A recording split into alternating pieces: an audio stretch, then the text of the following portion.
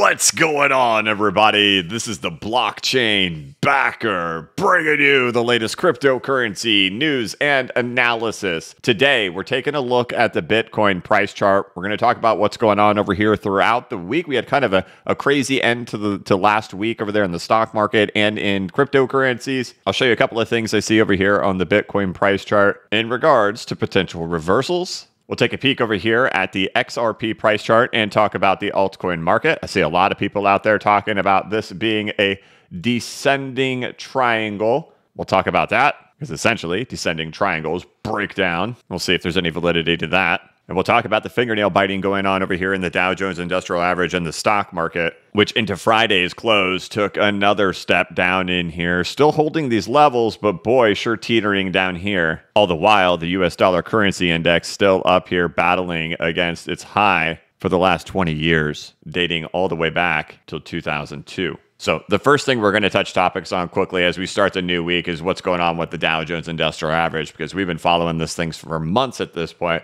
With an ABC correction that came in here, the B leg ended up hitting a 702 Fibonacci retracement right on the button before going on to make a C leg. We were looking for prices to roll right back up into here. We got a little bit above it. We were looking for a pullback. We have pulled back lower than where I would have expected that we would have pulled back down into in here. I've shown time and time again throughout the history of the cryptocurrency market, it is very much tied to the Dow Jones Industrial Average. So it feels like a very big macro element to me to see that this Dow Jones can hold these levels in here and not have the bottom fall out of it. If the bottom fell out of the stock market, we've seen what has happened before in cryptocurrencies. When moments like that happen, you have these big capitulative moments come in cryptocurrency. So for all elements, I don't think we want to see something like that occur. So seeing these levels continue to hold is the big thing. Now, when we were studying all these structures, ABCs, when we were looking for things to pull up in here, then we talked about it for weeks, looking for it to pull back. All these things have followed along really well. It's just very fingernail biting as we're down in here. We want to see these things hold, or at least I want to see these things hold. So throughout the rest of the week, it's still going to be my focus over there. This feels like a very big, important macro element for the cryptocurrency market to see that the Dow Jones Industrial Average holds these levels. So long as it does, I'm very optimistic. Moving on to Bitcoin. Bitcoin's still within this bear market channel that it's been within here for the last 4 months. Not showing any signs of reversing at this point. Still continuing to set lower highs and lower lows almost every other day as it continues its waddling and grinding in here. We've pointed to lots of different ways that these retracements can play out in here, from rolling back up and then waddling in here for a long time till it gets back to these retracement levels up in here before finally turning over on itself. One of the things I was kind of playing with was the reversal that took place back in here, back in March, April, and May. And the main reason I was focusing on that was kind of looking at here and seeing, how far back have we pulled back down in here, right? You could see that Bitcoin in the last, 24, 48 hours hit a 702 Fibonacci retracement from where this bottom level would have been at in here. And if we would have taken a peek over here at this one, the most recent low that was set back there when Russia invaded Ukraine, you can see we pulled back down here to the 786 Fibonacci retracement. And I was like, okay, when we were up in here, right, what happened? We ended up kind of setting this new low that came in here, and we went back in for a retracement, right? At that time, we went back in for a 702 Fibonacci retracement, and then the market rolled over at that point, right? But the element that happened here, right, was a lower low got set, went back into a retracement, then it plummeted, right? Well, if you kind of flip it, we'll flip this upside down here in a second, but essentially is what we have happening in here, right? We have a pullback in, you have a higher high that's been set back up in here. And if you pull back down in here for a retracement level, how big of a retracement is it? It's about a 786 Fibonacci retracement. So let's look at it from this aspect, right? If we were playing with it over here and you're saying, okay, what's that reversal look like? You come in, you set a lower low, then you hit a retracement, then you reverse. Let's look at this from this aspect, right? What's happening in here, right? You could say, hey, we've come in, we set this lower low in here, and now we're going back in for retracements in here, and then could it turn over on itself? Or if you wanted to use this one over here, we back at retracements, then it turns over on itself and heads the opposite direction. I think those are all valid arguments to make right now as we're still at the retracement levels, and I think it's possible. We're looking over there at the Dow Jones Industrial Average. It's pulled back into those levels, teetering on support right now.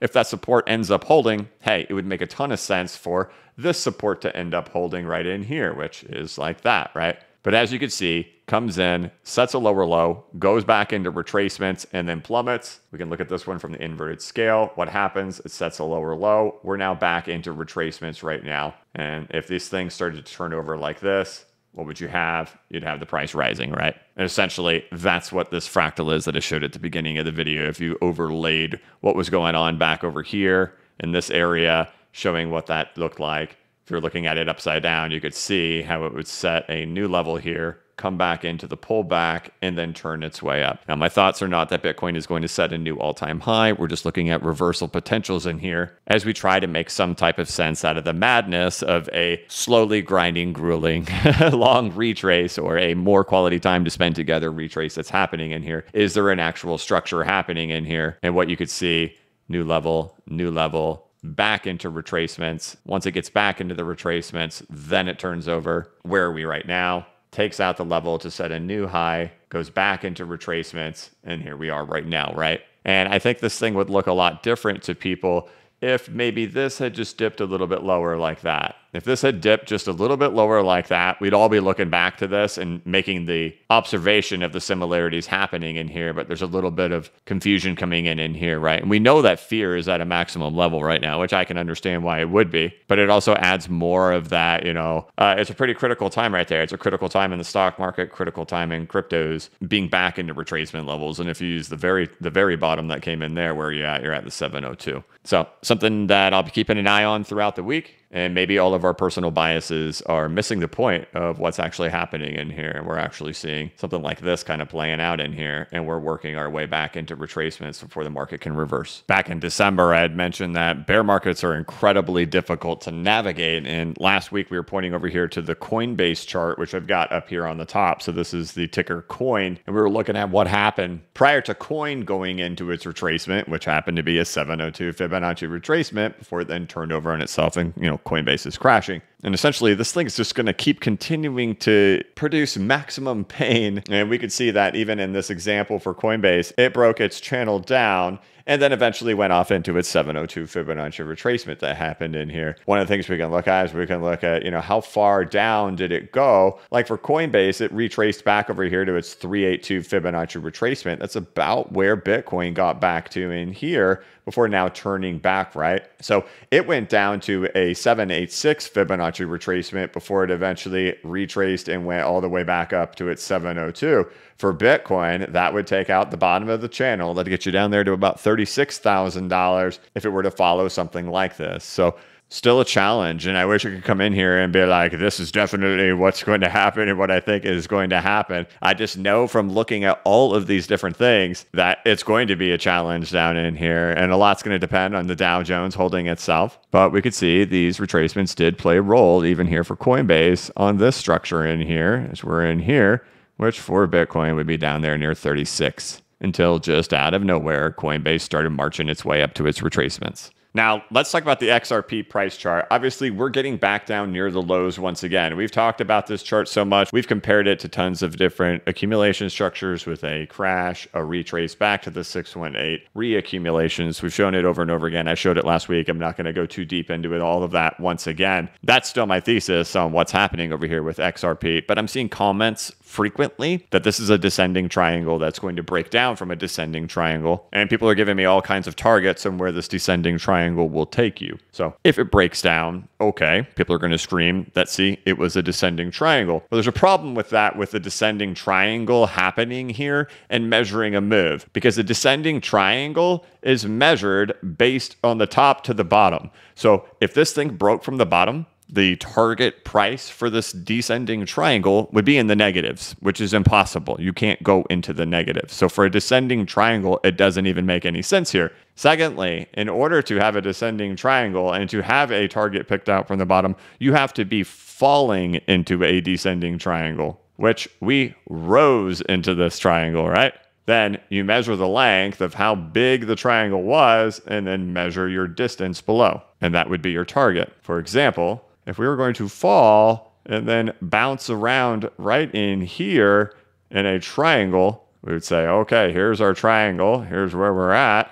Now let's measure this, and we say that's how far our measured move is, and we say, great, we have fallen in here. Now our measured move is going to take us down here to $3.95 in this example. However, we're in an uptrend in here. We're in consolidation, and in order to break down, the measured move on that would take it to zero. Technically, negative 83 cents. So that's my argument on the descending triangle thing, because I'm getting that so frequently in comments, and I'm seeing that so frequently over there on Twitter, and I'm not sure how people are even picking out targets for that on a descending triangle when it would actually take you down to zero. And in addition, for a descending triangle, the rule is you need to be falling into the descending triangle and then measure your move down. Instead, we're rising into it, which leads me to believe still this is consolidation. As long as this low is holding in here, that's my thought. I think fear is taking over most people, so they want to believe it's going to break down. They're too scared for any more negative price action. They sell into believing that, and we'll see what ends up happening, right? If these lows gets taken out, then hey, this is not playing out in here. This is not what it looked like. But it definitely doesn't look like a descending triangle to me. Nor is it following the rules of a descending triangle, in which you need to be in a downtrend in the first place to fall into a descending triangle. So like if we wanted to see a descending triangle happening in here, I think Shibu Inu is a good example of one happening in here, kind of a slightly tilted descending triangle that's happening in here that would have a measured move, taking it quite a bit lower than where it's at currently, right? That gets you down there to, I don't even know what that is, 50% lower than where it broke down from, which would be another 37% from its current prices right now. That seems logical to me. That's similar to what was happening to XRP back in here, back in 2018, 2019. You had a breakdown coming in here, right? Where does it get you down to? Look at that, the measured move right on the button, right? But we were already in a downtrend in here. So again, I don't think it's a descending triangle. It's not in a downtrend. And if it was in a descending triangle, you just saw how those measurements work. That would take you into the negatives. That doesn't make any sense. The thing that still makes the most logical sense to me is a crash, retrace back to 618, reaccumulation, which as we showed for XRP back in 2017 is what it had done, right? Rising, crash, retrace back to 618, reaccumulation, back down to the lows, reaccumulation, finally then it broke out. Of course, that all means these lows do have to hold in here, but there certainly were people arguing at this time that, hey, we're working on a descending triangle in here. This thing's going to break down and crumble on itself. But what people were ignoring was that it was in an uptrend at the time and it broke out to the upside. So we'll see. Of course, I think it probably depends on the macro element of the market. Stock market's got to hold. Bitcoin's got to go into a retrace. A lot of those elements all kind of working together. History has shown XRP moves with the rest of the market. I'm still holding on to my XRP. I'll continue holding on to my XRP. But I don't see a descending triangle in here, because a descending triangle would take you to negative 80 cents. And that's just not possible. But I think things like Shibu Inu, yeah, I see it. You may have noticed when I started the video, I had a green box drawn out right here, and we'll address that when that time comes, if it does end up coming, is that XRP has even done these types of accumulations like this, just like this before, in which what happened was it reversed its way back up in here. And as you guys know, for me, we go back through all of these breakouts that we've ever had in here. It was getting through the 702 Fibonacci retracement level in here. And the big question is, are we going to get through here? If we don't get through here, it would be very similar to what happened to XRP in 2017. And here we'll do drawings, in which this thing just kept continuing like this for a long time. So we'll address that when that gets there. I wouldn't be surprised to see the market reverse in a really quick way from down here, because fear is so extreme at this point right now. But breakouts for XRP historically don't happen till they get through the 702 retracement. I think we'd see a lot of excitement if we got back right into here, right to this level at about $1.18, $1.20. And we'll dive into that again another time. I'm not here to sell you a bunch of hopium at this point. More of that if we get back in here. This will be a video that I reference back to talk about this again at some point in the future. But based on the accumulation we've had and that we nailed a 0.618 Fibonacci retracement, my eyes are way more focused on us working our way back to the upside than supports breaking, right? Everybody's wanting to sell at supports right now, expecting that supports are going to be breaking. That's the typical retail behavior. Doesn't mean supports can't break, but it is very common for everyone to believe the supports will break. And right now it's kind of waiting on Bitcoin right now to say, hey, is Bitcoin just going back into retracements at this point right now? And if Bitcoin turns up, that'll change the tune of a lot of people on a lot of things. And I know right now it's kind of like, hey, come on here, let's have conviction. Let's choose which way things are going to go. know. But right now it's a super intense moment out there in the stock market. And like I mentioned last week, that I've been staring at these charts more than I've been staring at them in a long time. Looking at stuff like on the 1 minute chart, that's how intensely I've been staring at this paint dry on here. It's because we're in this big moment happening in here. And you can see that over there on the DXY as it's in a parabolic state at its highest price in the last 6 years. And that's really dating all the way back to 2002, way over here, December of 2002. So this is a 20-year high we're poking up against right here. And if this thing breaks out in here, what's likely going to end up happening, right? I would guess, right? Best guess, stock market probably moves back lower. People are flocking to the dollar, running to the dollar. If this thing starts moving in a continued parabolic state. And right now, we don't know, is this thing going to reject from right in here? We saw a pullback happen at the end of last week. It's super tiny. We're looking at this on small time frames. We're looking for a trend reversal to come in here on the dollar right now. We're at retracement levels, right? It's at its 702 Fibonacci retracement level of the 15-minute chart. Has it begun that? We don't know yet. So if we start seeing some type of pull down in the dollar, then it's like, okay, let's take a big sigh of relief. But that sigh of relief moment isn't here right now. It's a big, intense moment happening right now in all markets, whether it's the dollar or the stock market or their euro, USD, or cryptocurrencies. It's this big critical moment on, is there going to be a reversal happening in all of these markets, or is a trend continuation going to happen in all of these markets right now? And we had pointed over here to the euro USD last week, and that it seems more likely to me that this is a bottoming coming out here on the euro than it is of the actual DXY going into some massive breakout. Now, if you guys don't know this, back in 2019, we were having overnight funding problems happening in the banking sector, which the Fed was having to bail out the repo market. If you remember that, there was no money out there in for overnight lending. We have the opposite happening right now. There's $2 trillion parked in the overnight market with the Fed. So people keep talking about, a liquidity problem happening with dollars, and that, the dollar is super strong, but there's an excess amount of dollars right now. There's $2 trillion at the Fed. If you remember back in 2020 and in 2019, before the C19 sell-off happened, there was a big liquidity problem. It was like, whoa, why is there all this money being handed over from the Fed and the overnight repo market? And it started back there in September of 2019 and then continued all the way up there till C19 and after C19. And then boom, all good, right? Banks are just fine. They're not having to borrow money in the overnight lending market. And then suddenly what starts happening, they've got enough money. They've got a ton of liquidity. They have excess cash, and now they're parking it over there at the Fed. So there's a ton of money in the liquidity pool out there. There's not some fight over it to say we don't have any money like there was back at the end of 2019 and early 2020. Now it's we have too much money. And that's kind of funny, isn't it? The markets were doing fine, lending was fine, liquidity was fine. Then suddenly, 6 months before C19 really hit the fan, suddenly there was this big problem with liquidity happening. Then an event happens and the market and the bottom falls out of the market. Then the Fed flushes the market with money and everything is fine. And then now there's an overly excess amount of dollars. But the trouble was showing up there in September of 2019. And then whoop.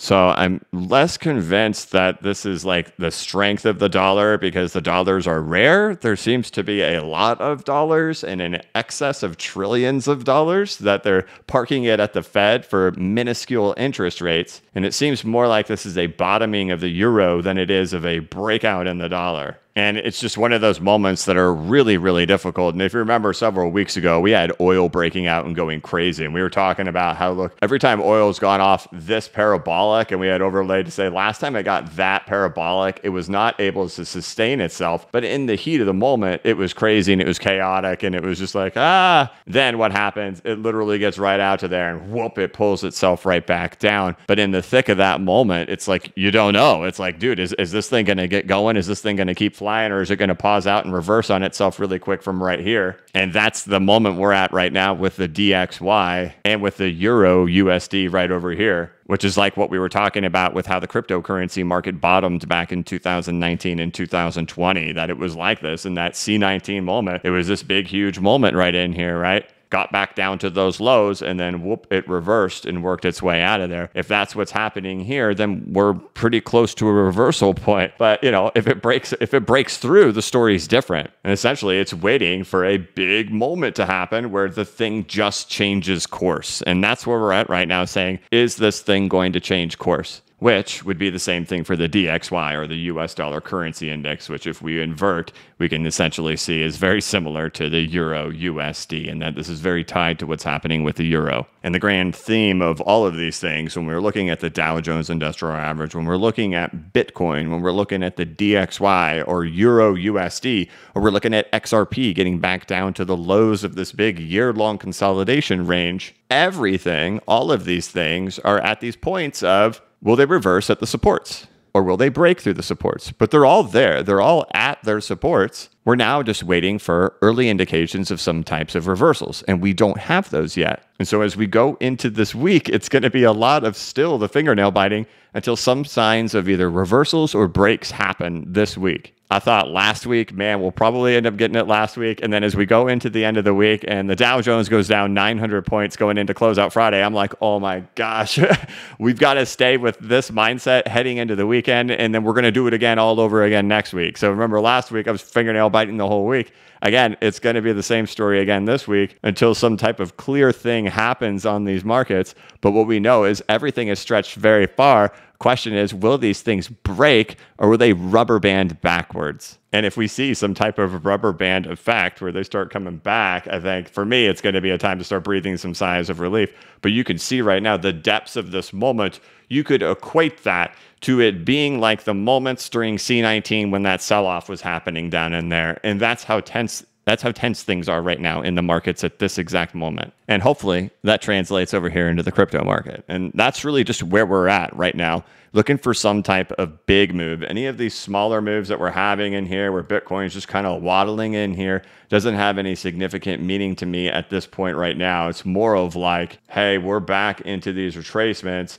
Will we see retracements hold in here? Will we see a big reversal show itself up in here? Or do we see a big clear break? And that's what we're waiting for. What is the big move going to be that's going to come soon? And I could say throughout the history of the market, dating back till probably C19, I would say, probably even being in here, even the move down in here once we finally got to here, and even in the pullback, and even when Russia invaded Ukraine, I wasn't more on edge of like it being this big decisive moment in the market as I am right now. This is probably the most decisive moment. Even when I was really confident on the top coming in for Bitcoin, right? I didn't find it to be that decisive of a moment. I have very sincere conviction on the market was not going to continue going off to $100,000. As we're down in here, this is a moment of intensity for me in saying that this is a big moment that's happening right in here. Either the dollar is going to get rejected and reversed, and the euro is going to reverse, and the stock market is going to reverse and head to the upside right now, or there is some type of breakout that's about to happen on these things, and that's probably going to impact the cryptocurrency market.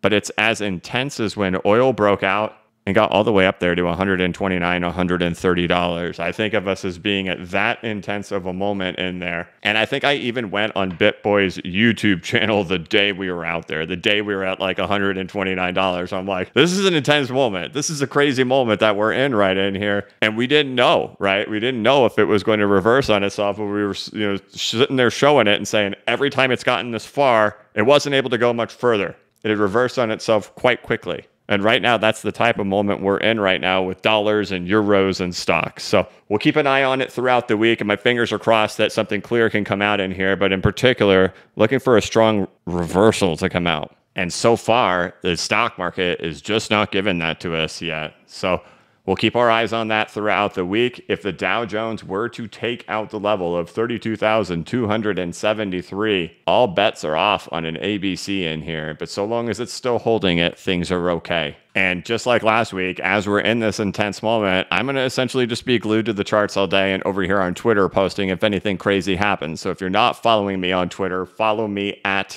bcbacker.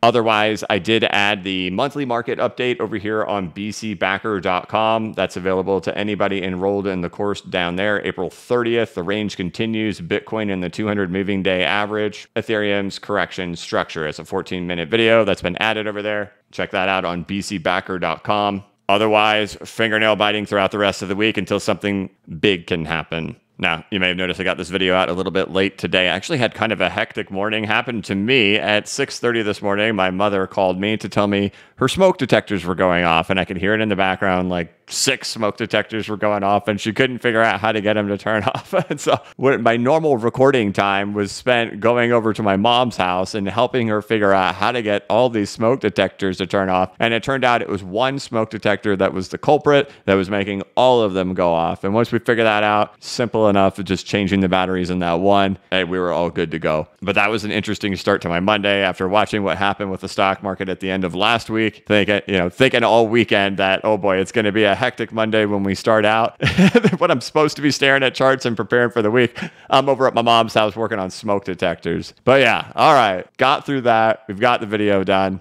But on that note, I'm going to go ahead and wrap this thing up. I want to thank you so much for watching my channel. If you could, please like this video and give it a thumbs up. If you're new to the channel, please subscribe and hit the notification bell so you can be notified of when I create new content and when I go live. As always, this is not investment advice, and I am not a financial advisor. But if you ever need a pick-me-up or a little bit of reassurance, just remember that the blockchain backers got your back. Have a good one.